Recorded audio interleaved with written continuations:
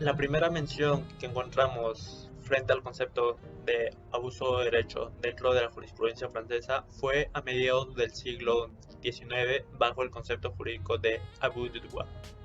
Desde la publicación de los primeros comentarios jurídicos sobre la cláusula de responsabilidad extracontractual contenidas en el artículo 1382 del Código Civil francés, ha sido generalmente aceptada la idea de que las reglas de responsabilidad extracontractual no podían ser aplicadas cuando una persona ya había realizado el uso de un derecho que previamente ya se le había conferido.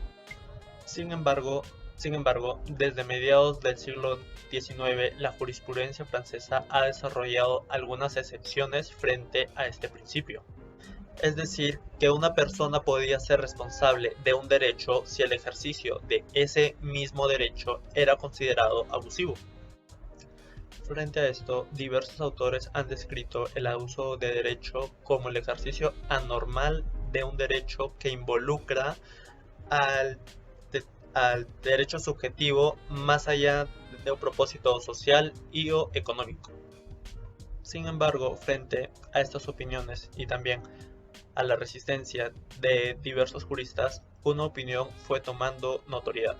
Esta fue la de Lois Jostron, el cual diferenció un significado objetivo y uno subjetivo del abuso de derecho. En el caso de un derecho ejercido con intención reprobable, el abuso de derecho era subjetivo. Por el contrario, era considerado objetivo si el derecho había sido realizado más allá de un propósito. Y esto era así independientemente de la mentalidad de los titulares del derecho. Así como en Francia le dieron una concepción al abuso de derecho, en Alemania también hicieron lo mismo, llegando a introducir en su Código Civil de 1900 hasta dos numerales que condenan el abuso de derecho. Estos son el numeral 226 y el numeral 826.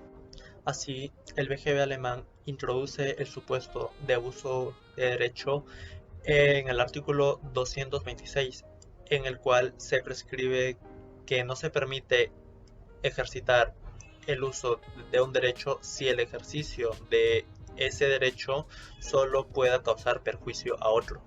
Esto era un poco complicado para los juristas alemanes, ya que demostrar que el ejercicio del derecho que tú estás ejerciendo es solo para incomodar, generar un perjuicio en el otro, es un tanto subjetivo y confuso. Es por esa razón que los alemanes también se apoyaban en el numeral 826 del BGB, el cual expresaba que el que de un modo contrario a las buenas costumbres causa intencionalmente perjuicio a otra persona estará obligado a su reparación. Frente a estos dos numerales del BGB alemán, el autor Spott considera que el abuso del derecho es admitido en su forma diminuta en el numeral 226, pero que se lo acepta y se le da forma en el numeral 826. Es por eso que algunos estudiosos alemanes señalan que el concepto jurídico de abuso de derecho recae bajo el principio de good faith o el principio jurídico de buena fe en español. Ahora veamos cómo se entiende el abuso del derecho en el Perú. Bueno, para saber qué es el abuso del derecho en Perú, es necesario antes dar una revisión por tres normas fundamentales que regulan esta figura. Entonces, se tiene primero el artículo 2 del título preliminar de nuestro Código Civil que indica que la ley no ampara el ejercicio ni la omisión abusivos de un derecho. Asimismo, se tiene el artículo 103 de nuestra Constitución que indica que la Constitución no ampara el abuso del derecho. Finalmente, el artículo 1971 de nuestro Código Civil indica que no hay responsabilidad en el ejercicio regular de un derecho. Entonces, De la revisión de estas tres normas se tiene que, si bien dejan claro que nuestro ordenamiento jurídico en general no ampara ni protege el abuso del derecho, no se tiene un concepto definido, ni tampoco se describe exactamente cómo es que se identifica el ejercicio abusivo de un derecho. Entonces estamos ante un concepto indeterminado, que se dejará a la interpretación o arbitrio del juez bajo la técnica de integración jurídica, que se guiará bajo 3 criterios que expondré al final de este video. Antes quiero dar un paso por algunas nociones que nos ayudarán a delimitar qué es o qué puede ser el abuso del derecho, a aproximarnos a una definición. Primero, como dijo Melissa en un principio, este es un acto lícito que en el transcurso del ejercicio deviene en ilícito. Esto se debe a que el derecho se compone por 2 aspectos: el aspecto subjetivo, que se refiere a la atribución o facultades que posee todo sujeto de derechos, y el aspecto objetivo, que es la forma o modo como se hace uso de este. Entonces, el abuso del derecho se produce en esta parte objetiva. Después, esta es una figura de género propio. Esto significa que, si bien es cierto, se comprueba que en ocasiones por el abuso del derecho se genera responsabilidad, ello no implica que el abuso del derecho sea igual a la responsabilidad extracontractual o a la responsabilidad por riesgos, ya que aquello que se concibe como abuso del derecho se produce en una laguna del derecho, es decir, en una situación que no ha sido contemplada en nuestro ordenamiento jurídico. Después se tiene que no todo derecho es susceptible a caer en un uso abusivo, especialmente cuando nos referimos a los derechos de la personalidad. Estos son la vida, la libertad, el honor, el nombre, que solamente afectan al titular, mas no a terceros. Por último, esta es una figura funcional. Esto quiere decir que no se afecta a la titularidad del derecho, es decir, yo puedo cometer un abuso del derecho, pero no se me quita ese derecho. Simplemente se restringe o se regula el modo de ejercicio del mismo.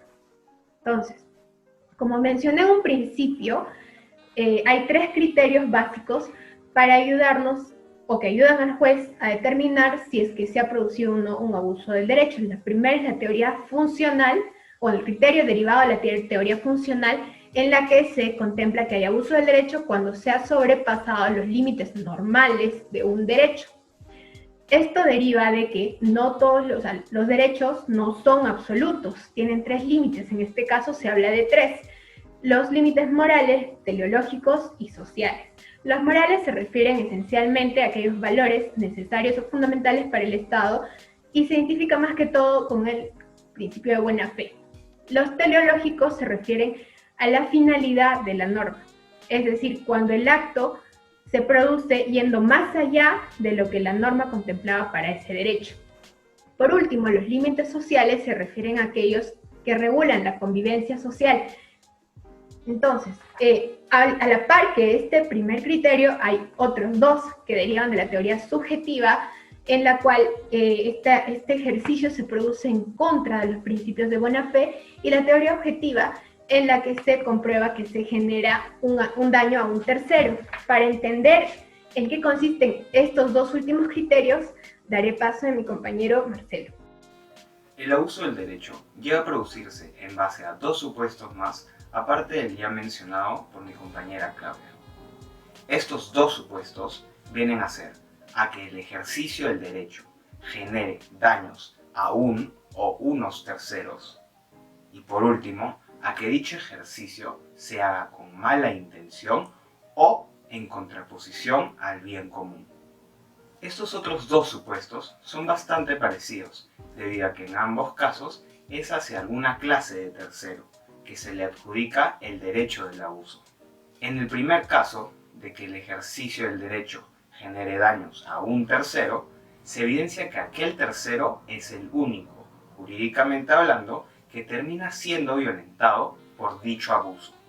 En este caso, aquel tercero se le evidencia como un ente individual, como un sujeto de derecho individual al cual el abuso del derecho es producido hacia. Al mismo tiempo, puede ser difícil evidenciar si es que se está generando daños a un tercero y más aún, ¿qué tipo de daños? Del mismo modo, puede haber una colisión entre ambos actores dentro del abuso del derecho. Aquel que dice estar siendo violentado contra el que supuestamente está cometiendo el abuso. La colisión entra en posición cuando existen derechos en ambos actores. Aquí podríamos decir un ejemplo que puede haber sobre un derecho a la libre expresión contra un derecho a la personalidad. Habiendo dicho esto, vemos aquí la diferencia clave entre estos dos supuestos, debido a que el tercer y último es el que se haga con mala intención o en contraposición al bien común. Este tercer supuesto es fácil de evidenciar y los violentados vienen a ser un grupo de personas debido a la contraposición al bien común, o más bien que no es hecho de buena intención, y ahí vale la redundancia de la contrariedad del supuesto. Lo difícil en el sentido filosófico jurídico es el qué es con mala intención. Tratadistas del derecho dicen que esta mala intención puede ser variada con la mala fe y el egoísmo. Entonces, vemos cómo es que de primer plano se evidencia el significado y los límites de accionar relacionado a la mala intención. En el caso de la contraposición al bien común, esta ya depende de en qué ámbito y contexto se está ejerciendo dicho ejercicio. Aquí ya involucra la cultura del país y del lugar en donde dicho supuesto abuso del derecho está sucediendo. Los límites del bien común vienen a ser planteados por la misma sociedad en donde se está ejerciendo aquel derecho. En el caso peruano, los límites del bien común pueden estar suscritos en la misma Constitución, asimismo pueden estar expresados en leyes y o decretos del gobierno nacional, entre otras fuentes. Asimismo, pueden existir distintos bienes comunes dentro del mismo Perú. Esto es debido a que, por ejemplo, un humano habitando en Lima no tiene el mismo bien común que alguien viviendo, por ejemplo, en la Amazonía, donde existen dos culturas diferentes, dos contextos diferentes, dos ecosistemas diferentes, entre otras cosas, las cuales son totalmente distintos. A continuación, estaré exponiendo a mis compañeros Stefano y Patrick sobre la jurisprudencia y algunos ejemplos de ella. Para evidenciar el abuso del derecho, utilizaremos un ejemplo del profesor Juan Espinosa.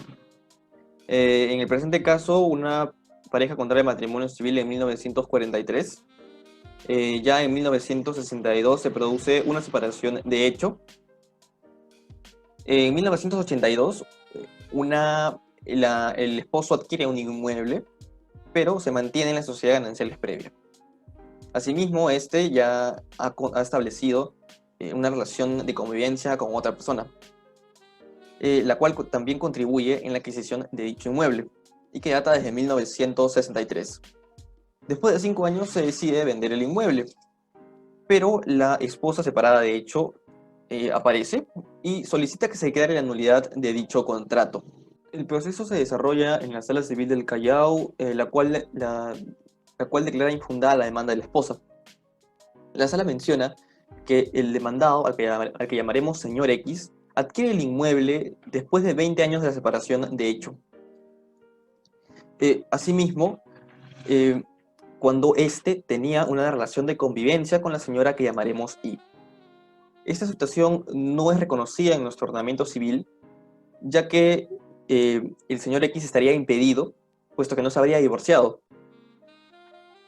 Pero la Sala Civil del Callao sostiene, que existe un exceso en este caso, lo que genera un acto de injusticia bajo el principio de abuso de derecho, el cual pasaremos a explicar a continuación. Los derechos que se están abusando en este caso es separación de hechos y la unión de hechos, conforme al artículo 332 y 326 respectivamente. Estamos frente a una unión de hecho, pero que no cumple con los requisitos establecidos del artículo 326. En relación con ello, la esposa no se cuestiona el ejercicio del derecho de la esposa en la sociedad de gananciales. Asimismo, en una aplicación netamente positivista del artículo, la unión de hecho por parte del señor X y la señora Y sucumbiría frente al matrimonio establecido por el señor X y la demandante.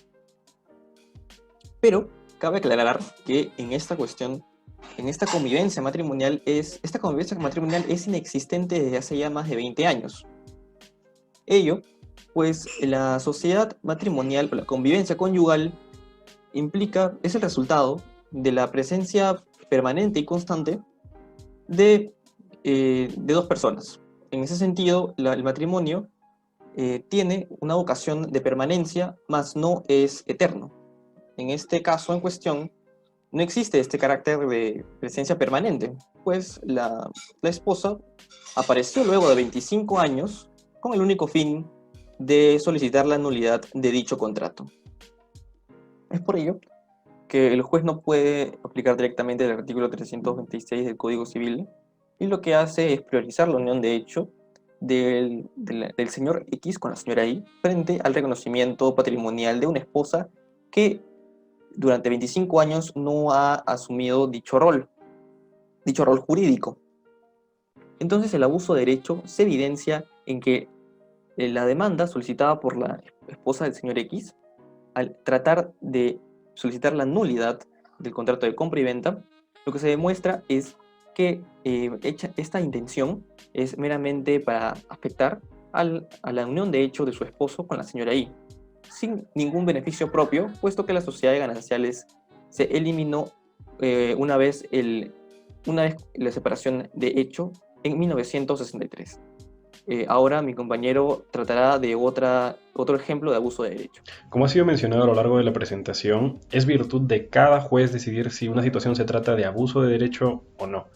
Es por ello que a continuación voy a presentar un ejemplo un tanto ambiguo, de modo que podamos determinar si estamos frente a un caso abusivo del derecho o no, en el sentido propiamente dicho de este. Por motivos didácticos, el caso presentado representará una suerte de variación en cuanto a la casación 3010-2011 de Lima. La situación en cuestión nos muestra a los bienes ubicados en los números 188 y 192 de una avenida, los cuales conformaban una sola unidad legal. El propietario original realizó una independización de estos bajo las reglas de propiedad horizontal, quedando así las propiedades que llamaremos casa A y casa B. Estas dos propiedades compartían una suerte de pasadizo, al cual se conectaban las puertas de cada una y que suponía un área común para los copropietarios, dentro de la cual estaban incluidos los aires de este espacio. Ahora bien, los habitantes de la casa B realizaron una construcción en lo que consideraban su parte del área común aérea. Aquí es pertinente mencionar el artículo 40 de la ley 27.157, una ley con un nombre un tanto peculiar, pues es la Ley de Regularización de Edificaciones, del procedimiento para la declaratoria de fábrica y del régimen de unidades inmobiliarias de propiedad exclusiva y propiedad común, el cual establece que los bienes de propiedad común pueden ser, según sea el caso, los pasajes, pasadizos, escaleras y en general vías aéreas de circulación de uso común. Por otro lado, el artículo 974 de nuestro Código Civil prescribe que cada copropietario tiene derecho a servirse del bien común, siempre y cuando no altere su destino ni perjudique el interés del bien común. De una interpretación conjunta de las normas, se puede resolver que, si bien es cierto que los copropietarios tienen el derecho a hacer uso de este bien común, no es menos cierto que un copropietario no puede alterar su naturaleza, efectuando construcciones que sirvan únicamente a sus intereses, pues esto terminaría desnaturalizando su cualidad de bien común. Por ello, si un copropietario se ve afectado por el uso indebido del bien común por parte de otro, puede pedir que éste retire la causa que originó el prejuicio. En ese sentido, los habitantes de la casa A podían solicitar, y están en todo su derecho de solicitar, la demolición de esta edificación que se ha realizado en la parte del área común. La pregunta aquí es si nos encontramos frente a un caso de abuso de derecho. Se pueden presentar dos posturas como respuesta. Claramente puede hablarse de un abuso de derecho en tanto nos encontramos frente a un caso de propiedad compartida, donde la construcción que realizaron los inquilinos de la casa B afecta o supone una suerte de daño o situación perjudicial a los copropietarios que se ubican en el inmueble A. Por otro lado, están los que dicen que no se trata de un abuso del derecho propiamente dicho, pues no existe un derecho alguno a construir en zonas comunes, tratándose de un acto ilícito desde un principio, en el sentido de que los inquilinos de la casa B no tienen derecho desde el principio a construir en estas zonas comunes, de modo que no se puede abusar de un derecho que no se tiene, lo cual representaría un acto ilícito desde el momento en que se realiza esta construcción. De esta manera concluimos con el presente videoinforme. Muchas gracias por su atención.